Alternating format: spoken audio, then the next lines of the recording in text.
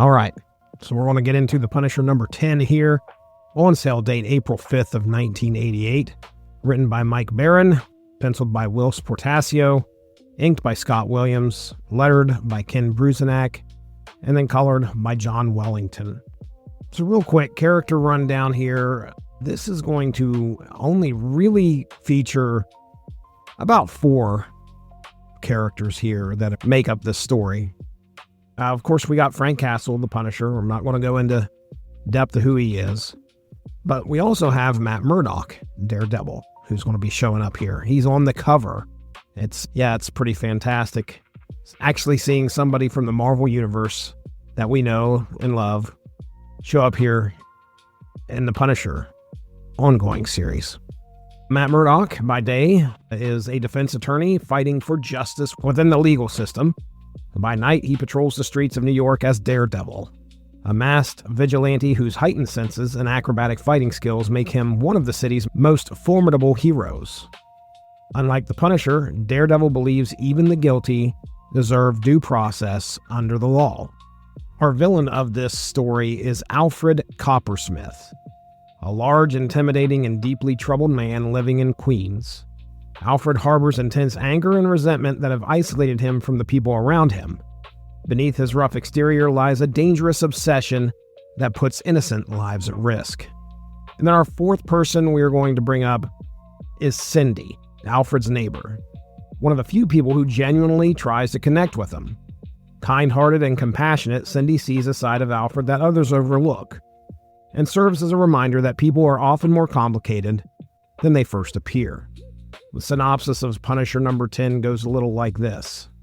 The issue opens with a series of shocking cyanide poisonings linked to a popular pain reliever, prompting Frank Castle to launch his own investigation into the killer responsible. Following a trail of disgruntled former employees, Frank narrows his search to Alfred Coppersmith, a disturbed and isolated man living in Queens who has escalated his revenge campaign by poisoning additional products. Disguised as a plumber, Frank tracks Alfred to his apartment building and narrowly prevents neighbor Cindy from becoming the next victim. A brutal confrontation erupts, spilling from the hallways onto the rooftop where Frank prepares to execute Alfred for the deaths that he caused. Before he can do so, Daredevil intervenes, leading to a fierce ideological and physical clash between the two vigilantes over justice, due process, and the value of the legal system. While Daredevil ultimately captures Alfred and delivers him to the authorities, Frank remains convinced the courts will fail and that the killer will eventually walk free. The issue closes on a bitterly ironic note as Cindy, devastated to learn the truth about the man she admired, turns her anger toward Frank and brands him a creep, forcing readers to reconsider who the title of the story is really referring to. So again, you got this fantastic cover of this issue where Frank and Daredevil are kind of wrestling. Frank is clearly the aggressor here, with a knife and a pistol in his hand, while Daredevil is kind of trying to fight him off. So we don't really have a villain on the cover here, which is interesting. Now, after reading the issue, I came away thinking that this is one of the strongest issues of the series so far, because the issue is willing to ask some interesting questions about Frank Castle and how other people see him. The story itself is pretty straightforward. Somebody is poisoning over-the-counter medicine and killing innocent people. That's a premise that immediately grabs your attention because it's rooted in reality. This isn't a mob war or an international conspiracy. It's a disturbed individual targeting random strangers, and that makes it feel scary in a different way. The villain, Alfred Coppersmith, isn't the most memorable villain we've had in the first 10 issues, but he doesn't really need to be. What makes him effective is that he feels believable. He's angry and isolated, also consumed by hatred toward a company he feels wronged him. His plan isn't about making money, it's about revenge. He wants to hurt the company, and he's willing to kill innocent people to do it. Now, what I found interesting is that Alfred isn't connected to organized crime at all. He's just one guy. And because he's just one guy, his actions feel unpredictable. Frank knows how to deal with mobsters, knows how to deal with drug dealers, but somebody poisoning random products on store shelves? Yeah, that's a different kind of threat. I also liked Frank's investigation in this issue. We don't see every step of it, but what we do see is pretty clever. Using the Jehovah's Witnesses and their records to essentially canvass a huge neighborhood, And I think that was a pretty smart idea. It gave Frank a way to cover a lot of ground quickly, and it reminded me that sometimes we forget Frank just isn't a walking arsenal here. He's actually a pretty capable investigator. Now, I will admit that the case did come together pretty easily. But this is a single issue, and you have only so many pages to work with. The story moves quickly enough that I never felt like that's a problem. And then we get to Daredevil. When I first started reading, I was waiting for him to show up. You know he's on the cover, right? So he's going to be showing here. At some point, he's coming. The question is how they're going to use him. And I think Mike Baron uses him exactly the right way. Daredevil doesn't show up to help Frank. He shows up to stop Frank. That's the key. This isn't really a superhero team, and you could probably tell that by the cover as well. It's a philosophical argument disguised as a fight scene. Frank catches Alfred. Frank has him, and he's literally got him in the air on the edge of a building and ready to drop him. Then Daredevil arrives and says, no. Suddenly, the story isn't about Alfred anymore. It's about justice. Daredevil believes Alfred deserves his day in court. Frank believes Alfred deserves a trip off the rooftop. And the thing I really liked here is that neither side completely wins the argument. Now look, this is a Punisher comic. I'm naturally going to lean toward Frank's side of things here. When Frank asks how many killers have slipped through the cracks of the justice system, it's pretty hard to argue with him. That's the entire reason the Punisher exists as a character. At the same time, Daredevil isn't wrong either. Matt Murdock is a lawyer. He believes in due process. He believes the system matters even when it gets things wrong. So what we get isn't a debate with a winner. It's a debate that's still ongoing to this day. The comic literally tells us the discussion isn't over, and that's what makes it work. The fight itself is good, but I found the argument more interesting than the punches. Frank getting beaten by Daredevil made sense. Yeah, Frank takes a beating here. Daredevil should actually be the better fighter here as well. He's got abilities Frank doesn't have. What interested me wasn't who won the fight, though. It was why they were fighting in the first place. The issue also does something I wasn't expecting. It gives us Cindy. Cindy could have easily just been a background character. Instead, she ends up being sort of the emotional core of the story. She genuinely likes Alfred. Even though he's rude, and he's strange, he's definitely difficult, she sees something good in him. Then in one afternoon, she learns that the man she cared about is a murderer. And she can't process it. I thought the reaction was pretty realistic. A lot of people have had that experience where someone, including myself, they know turns out to have done something terrible. And the first reaction isn't acceptance, it's disbelief. No, not him. That's Cindy's reaction. And then the story delivers its best moment. The title of the issue is The Creep. For the entire comic, you assume Alfred is the creep. He's the killer. He's the villain. He's the guy poisoning medicine. But at the very end, Cindy looks at Frank and calls him a creep. And suddenly the title takes on a completely different meaning. Because from Cindy's perspective, Frank's terrifying. Think about this. He lied to her. He pretended to be a plumber just to get into her apartment. He pulled a gun out of a toolbox. He beat the man up that she cared about. And he was fully prepared to kill him. We know Frank is right, but Cindy doesn't see the story through Frank's eyes. And for one brief moment, the comic forces us to see Frank through somebody else's eyes.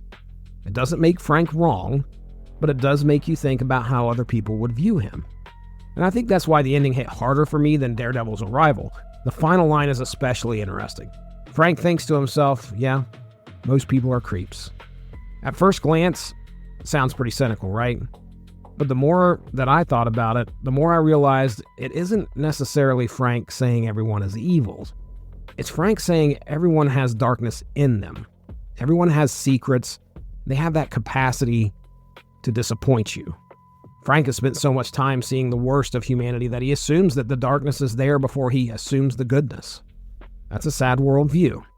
And I think that's why this issue feels more mature than a lot of the stories we've read so far.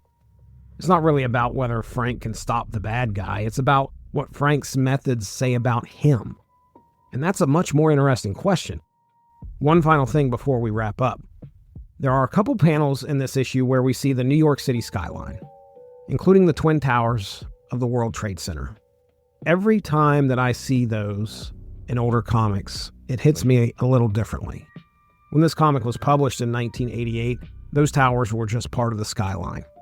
The artist drew them without a second thought, and nobody knew what they would eventually come to represent. Today, those panels feel a little like time capsules. You're not just looking at New York, you're looking at a version of New York that no longer exists. Those images carry a little extra emotional weight for me. Overall, I think Punisher number 10 is one of the stronger issues of the series so far. It's grounded and thoughtful, it uses Daredevil well, and it gives us one of the more interesting discussions about Frank Castle's worldview that we've had up to this point. But the best part is that conversation isn't actually over, because it turns out this story has another side. So stay tuned. We're going to take a look at Daredevil number 257 and see the same conflict from Matt Murdock's perspective. We've heard Frank's side of the argument. Now it's time to find out what Daredevil saw when these two very different versions of justice collided on a New York rooftop.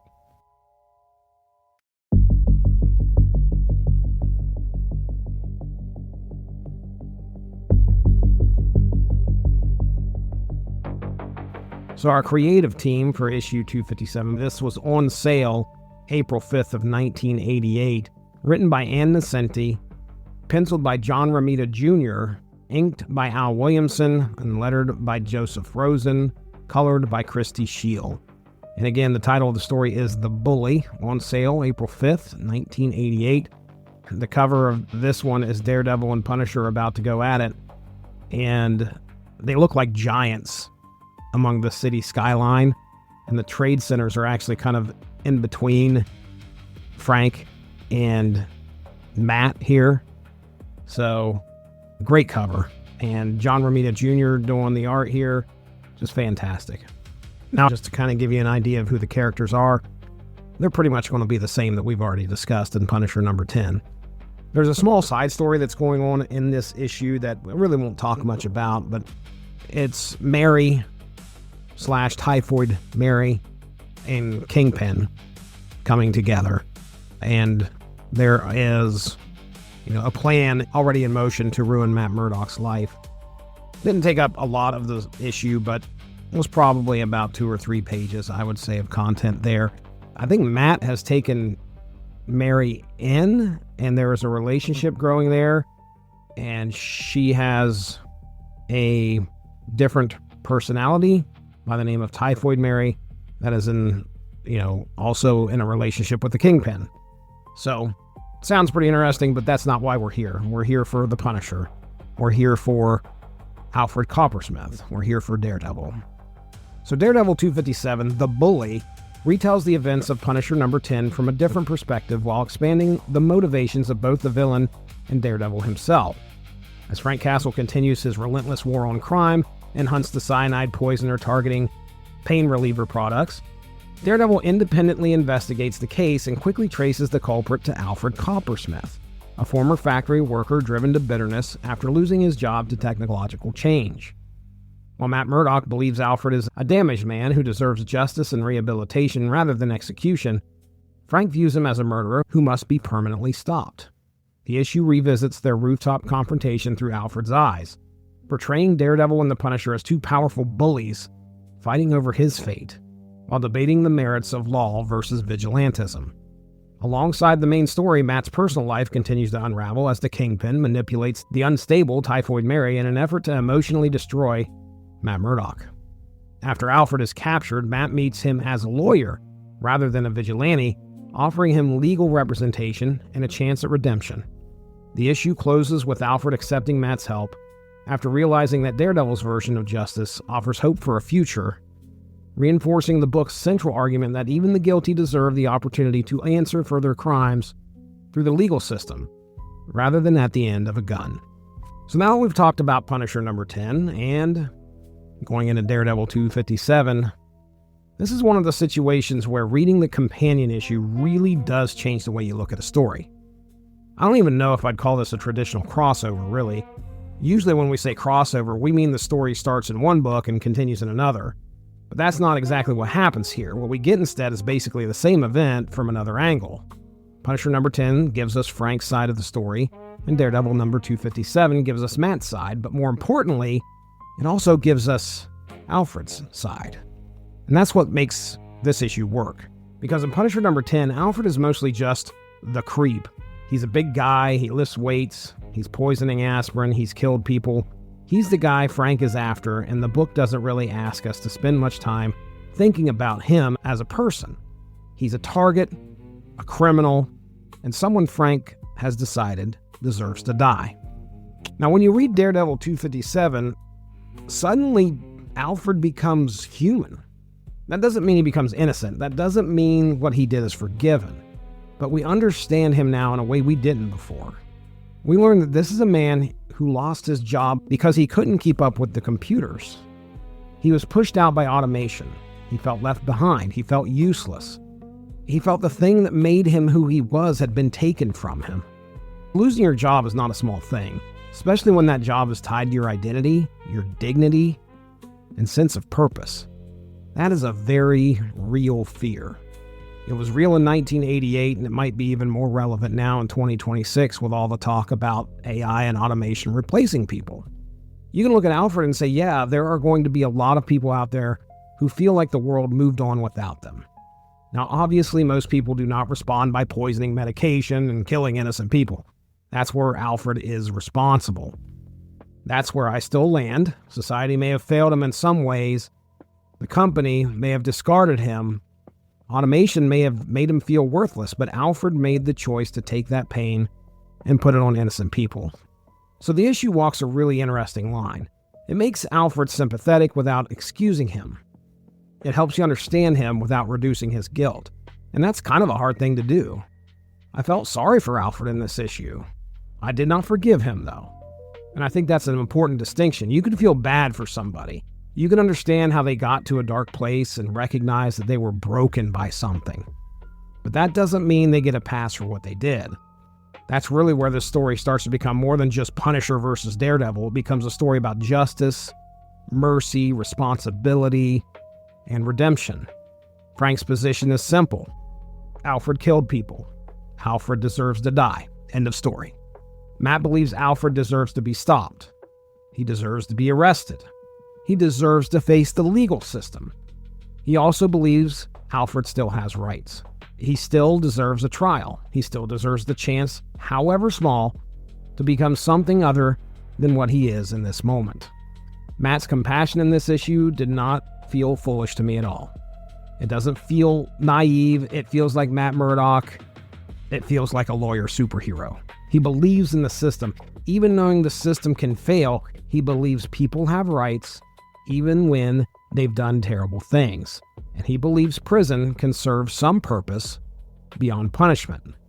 And that's the part that I think Daredevil 257 adds, that Punisher number 10 just could not give us. At the end of Punisher number 10, Daredevil swings away with Alfred, and Frank is left with a cynical worldview. It's very frank. It's almost like some people are creeps, or maybe even everybody's a creep. There's no real optimism there. Frank does not believe in change. Frank does not believe in redemption. Frank believes you did the deed, now you pay the price. But in Daredevil 257, we get that police station scene with Alfred and Matt, and that scene is huge at the end. Alfred knows he's going to prison. Matt tells him he'll probably get life, and Alfred's response isn't some big dramatic denial. He doesn't start screaming, and that's unfair. He basically asks if they can teach him computers in prison. That tells me Alfred is starting to understand what went wrong. Again, not in a way that excuses him, but he sees this thing that he failed at, this thing that made him feel obsolete, and he wants to fix it. He wants to learn. He wants to reclaim some part of his dignity. He wants another chance, even if that chance is going to happen behind bars. And that is such a different ending from the one we get in Punisher number 10. That's why I think these two issues together are stronger than either one by itself. Punisher number 10 gives us the justice versus revenge argument from Frank's world. Daredevil 257 gives us the argument from Matt's world.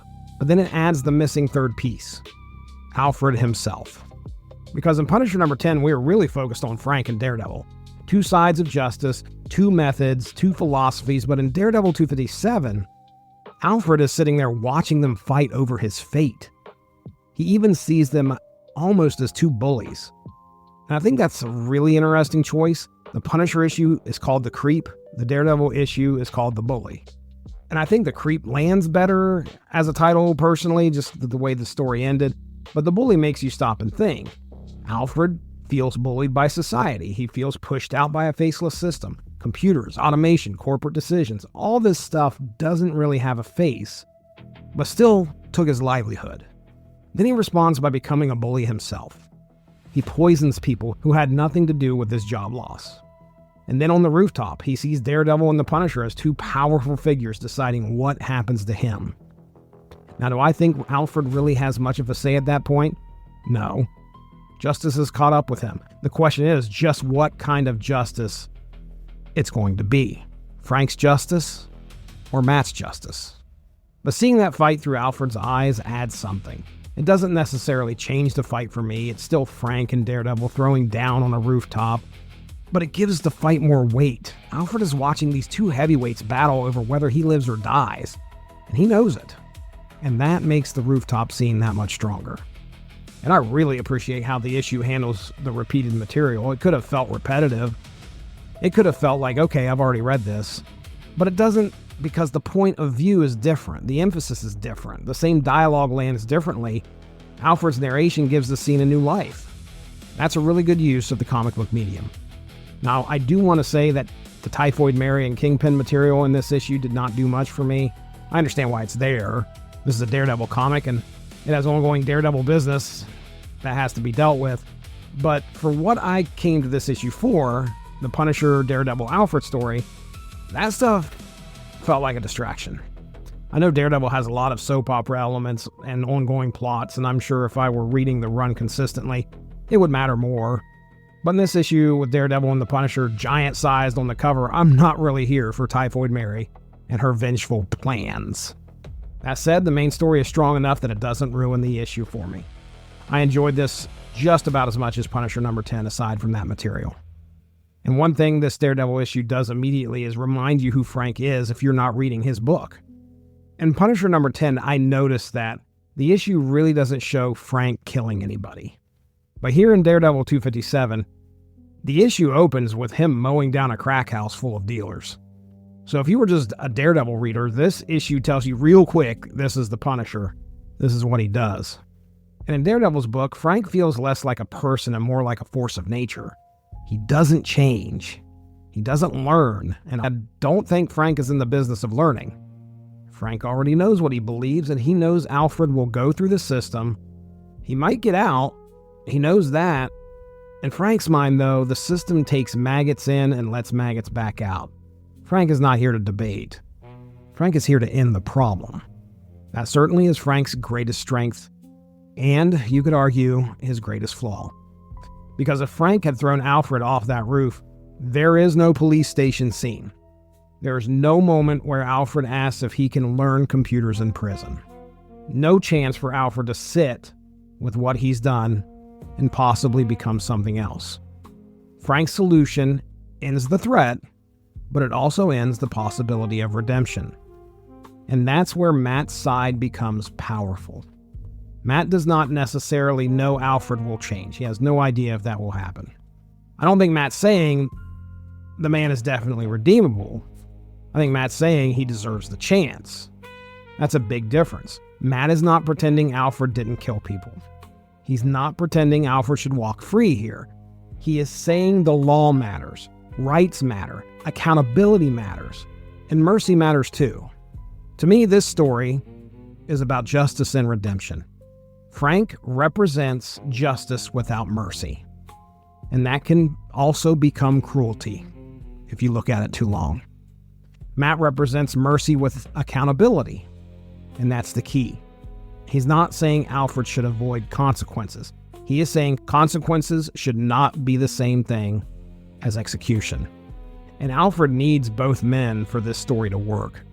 Frank forces Alfred to confront death. Matt gives him a reason to live. Frank accidentally contributes to Alfred's redemption by pushing him to the edge, almost, getting ready to throw him off the edge. Matt saves him from that edge and offers him the possibility of a future, even if that future is a life in prison. And that's a fascinating dynamic. And I think Alfred ends up being the most important character in this crossover. I didn't expect to land there, but I do. Frank is Frank and Matt is Matt. They are both very set in their ways. You're not changing Frank's mind, and you're probably not changing Matt's mind either. But Alfred is the one who changes. Alfred is the one who starts as a creep, becomes a bully, becomes a tragic figure, and ends as someone who might actually take responsibility. That final conversation with Matt is more hopeful than anything in Punisher number 10. And again, I want to be clear, Alfred is still guilty. He still killed innocent people. He still could have handled his pain 1,000 different ways. Society may bear some responsibility for creating conditions where people feel discarded and worthless, but Alfred bears responsibility for what he did with that pain. This story doesn't let anybody completely off the hook, and that's great. Society failed Alfred in some way. Alfred failed society in a much more direct and horrifying way. Frank is right that consequences matter. Matt is right that rights and rehabilitation matter. Neither man completely disproves the other. And I think that's mature storytelling. This is not just a superhero story where the good guy punches the bad guy and we move on. It's asking bigger questions. What do we do with people who do terrible things?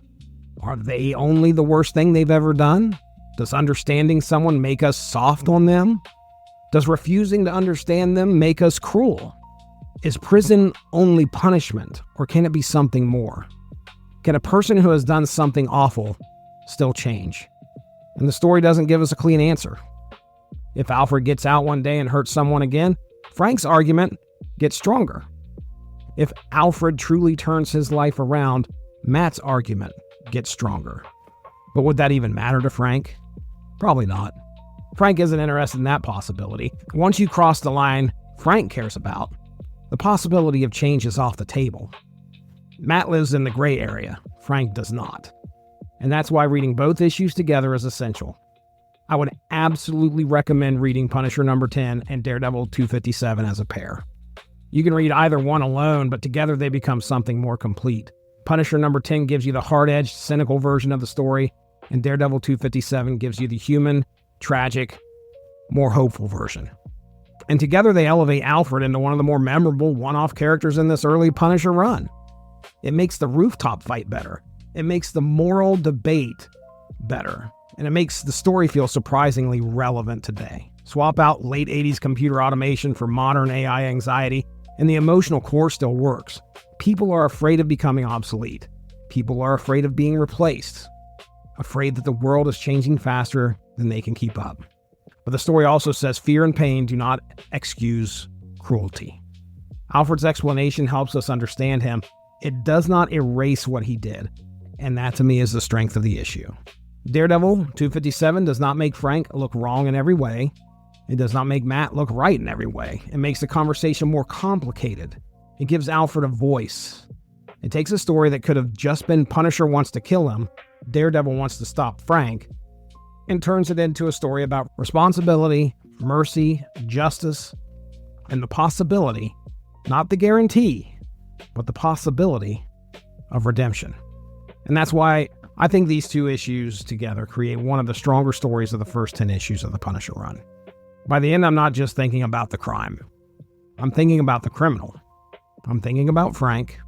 I'm thinking about Matt. And I'm thinking about whether justice is really justice if there's no room left for mercy.